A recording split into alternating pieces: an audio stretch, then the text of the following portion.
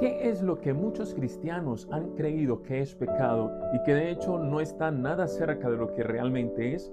Quédate aquí en una perla espiritual, te damos la respuesta de lo que dice la Biblia, lo que es y no es pecado.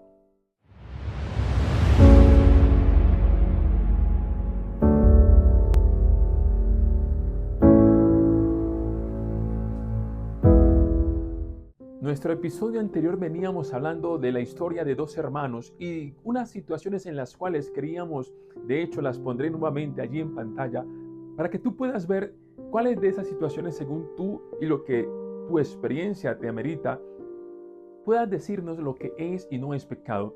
Preguntábamos si, por ejemplo, tomarse una cervecita de vez en cuando con esos calores que hacen, quedarse con dinero que son de tus padres, ser adicto al trabajo, gritarle a tus hermanos, hacer trampa, matar a un amigo, un examen, usar ollas. Nos preguntamos cuál de esas situaciones es o no es pecado.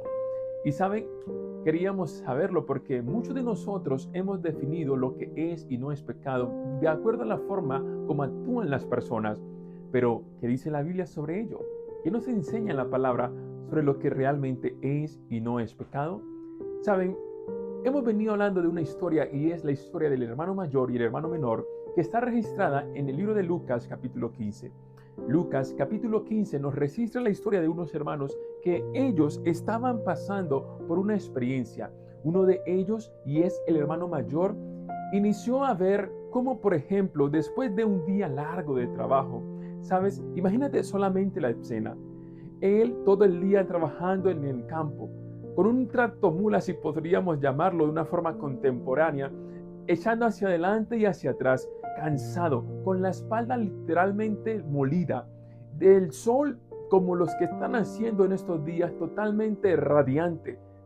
Y de repente él inicia a notar que cuando se acaba su jornada, solamente en ese momento encuentra descanso. Así que él deja las máquinas e inicia a ir rumbo a la colina, ¿ves?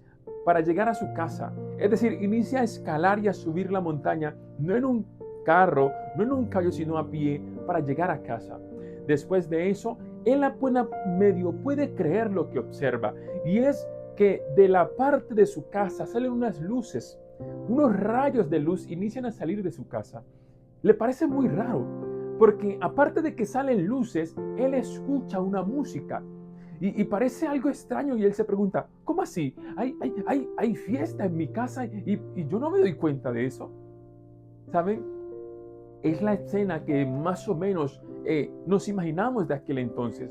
Y cuando él observa que hay fiesta, que hay música, que hay algarabía, que hay alegría, pero que él no lo han invitado, de repente uno de sus siervos llega y le pregunta, oye, ¿qué está pasando en la casa?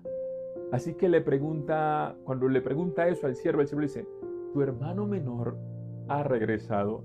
Así que él ahora se llena de furia, de rabia, porque para él es inaudito que la persona que se había malgastado el dinero de su casa, de la herencia, el hermano que de hecho se había acostado con cuantas mujeres se imaginaría, ahora en vez del padre decirle a él, no, tú no te puedo recibir, tú te gastaste tu parte de la plata, ahora lo que hace es, le da una fiesta al innombrable de su hermano. ¿Qué entendía entonces el hermano mayor como pecado? Dice que en ese momento, antes de yo decirte lo que entendía él, su padre sale y se encuentra que el robusto de su hijo mayor está con los brazos cruzados porque no iba a entrar. Su padre con los brazos abiertos trata de hacerle entrar en razón, pero él no quería y no iba a entrar. ¿Saben? En ese momento les podemos preguntar a ustedes, ¿qué creen ustedes? ¿Qué crees tú que entendía el hermano mayor que es pecado? ¿Sabes que el hermano mayor entendía como pecado hacer todo lo que era inapropiado o incorrecto? Tener conductas inapropiadas o incorrectas. ¿Sabes que cuando tú lees la Biblia en el libro de Lucas capítulo 15, tú puedes ver la historia que estamos registrando? Y quiero leerte allí más o menos lo que el hermano mayor entiende que es pecado. Y dice, tantos años te he servido, no habiéndote desobedecido jamás. y nunca me has dado ni un cabrito para gozarme con mis amigos. Pero el hermano mayor está absolutamente seguro qué es lo que quiere el padre. Y él quiere o cree que su padre lo que más quiere, según lo que acabamos de leer en el texto, es una obediencia, no desobedecerle nunca. Para él pecado es hacer lo incorrecto. De ahí que él está muy convencido que si él logra convencer a su padre que él nunca ha hecho nada incorrecto, entonces su padre tiene que hacer una fiesta, tiene que entonces darle reconocimiento porque él nunca ha hecho algo incorrecto. Así que para el hermano menor, pecado es hacer algo incorrecto o tener una conducta inapropiada. Pero saben, cuando él se da cuenta, cuando él llega a la casa, que su hermano menor, el que había hecho todo lo inapropiado, comete muchos errores, se acuesta con cuantas mujeres quiere, se malgasta la plata, se emborracha, anda de fiesta en fiesta, y llega el padre y antes le hace un reconocimiento, su teoría de lo que es pecado se cae. Su teoría de lo que realmente quiere el padre se derrumba y por eso se frustra. Pero vemos por el otro lado el hermano menor. Imagínate ahora la escena del hermano menor. Él está allí después de despifarrarse toda la plata que le habían dado. Entonces con los dos pies medio sosteniéndose para no irse de boca, aun cuando ya su cara y su boca estaban metidos dentro de la comida de los puercos, inicia a pensar algo que quiero leerte en ese momento y que de hecho pondré ahí en pantalla para que tú también lo mires. Y dice lo siguiente, Lucas 15, 13 al 21.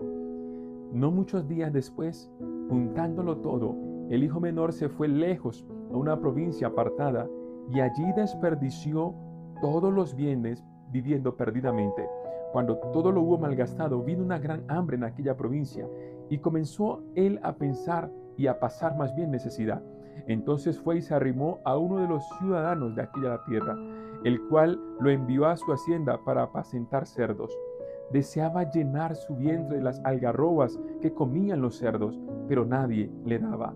Volviendo en sí dijo, ¿cuántos jornaleros en casa de mi padre tienen abundancia de pan y yo aquí parezco de hambre?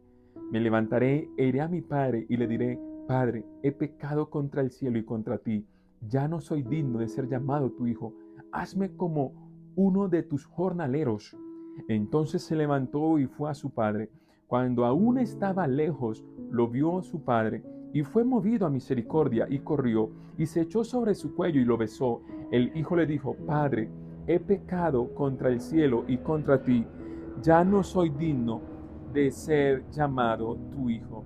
Yo no sé si tú te das cuenta lo que dice el texto, pero lo que estamos leyendo es que el hermano menor no entendía algo diferente al hermano mayor.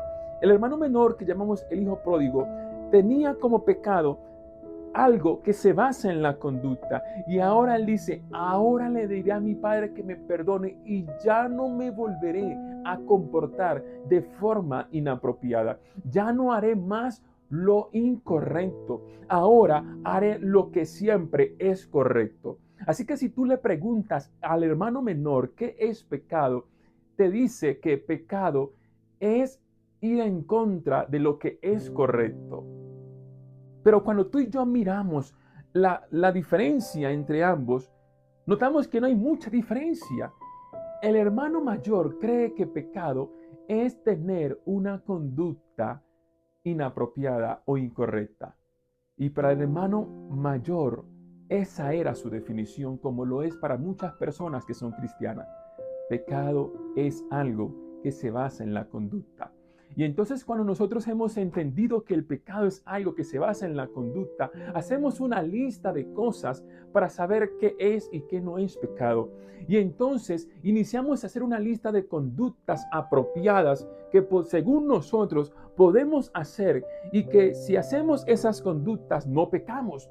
Y cuando nosotros nos salimos de esas listas de cosas, entonces estamos en pecado porque nos hemos salido de la lista, nos hemos salido del límite de las conductas permitidas y nosotros hemos basado en la definición de lo que es pecado en una gran cantidad de lista de cosas que podemos o que no podemos hacer, porque al nosotros salirnos de la lista que nosotros hemos creado, entonces ahí estamos pecado. Y nos encontramos con una gran cantidad de cristianos que han creado listas para pecar. Es decir, han creado listas de cosas que son pecado, porque según ellos, si hacen esas cosas que están allí en esa lista, pecarían. Pero si no las hacen, entonces simplemente estarían bien. Tal vez te hablo a ti que has creado en tu mente una gran cantidad de listas de cosas que son pecado, pero esas listas que has creado simplemente te sirven a ti. Pero en el fondo tú estás equivocado, tú estás equivocada. ¿Sabes por qué? Porque siempre que nosotros basamos la definición de lo que es pecado en una lista de conductas que podemos o no podemos hacer, entonces hemos caído en el error del hermano mayor y del hermano menor. ¿Sabes? Hay mucha gente que se basa su vida espiritual en la vida del hermano mayor.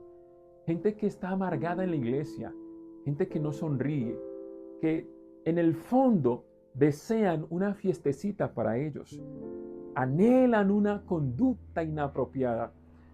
Y cuando nosotros basamos lo que es o no es pecado en una conducta, hemos basado nuestra salvación y por ende el remedio del pecado en una conducta apropiada. Porque si el pecado es hacer una conducta inapropiada, ¿cuál es el remedio? Tener una conducta apropiada. Y la pregunta es, ¿dónde estaría entonces la causa de la salvación? Y ahí hablamos de la salvación por obras, porque se basa en mi conducta, se basa en lo que yo puedo hacer. Por eso cuando nosotros basamos lo que es pecado en una conducta, hemos caído en el error de creer que la salvación, es decir, la cura para este mundo y para nosotros, se basa en lo que yo puedo hacer y es comportarme siempre bien, tener una conducta apropiada, y eso es salvación por obras. Era lo que entendía el hermano mayor y era lo que entendía el hermano menor, y tal vez muy posiblemente es lo que tú entiendes y que estás equivocado y equivocada. Pero hay algo que entendía el Padre, y es lo que te diremos en nuestra próxima perla espiritual. ¿Qué es realmente, según el Padre, pecado? No te pierdas nuestra próxima perla espiritual, y aquí en Respira te la vamos a contar. Si no te has suscrito, hazlo. Pero antes de eso, déjame orar por ti. Déjame pedirle al Padre que nos ayude a entender la verdad del Padre sobre lo que es pecado. Oremos.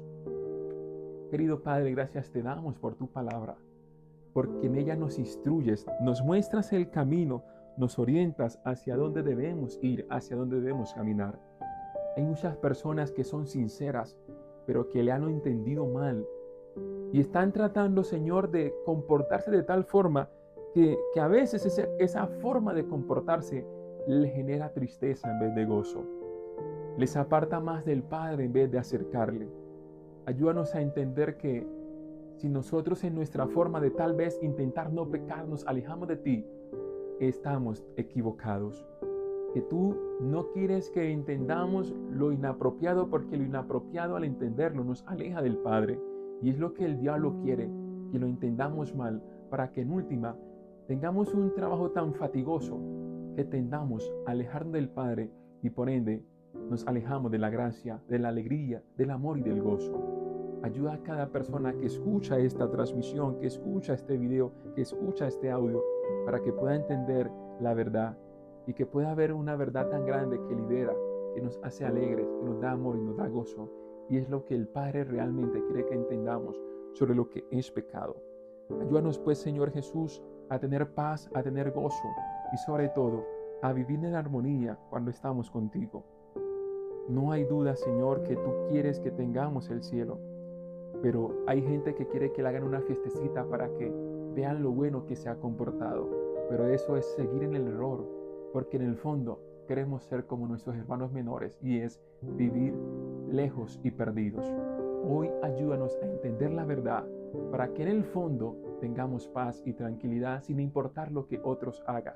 Te lo suplicamos en el nombre de Jesús. Amén y amén.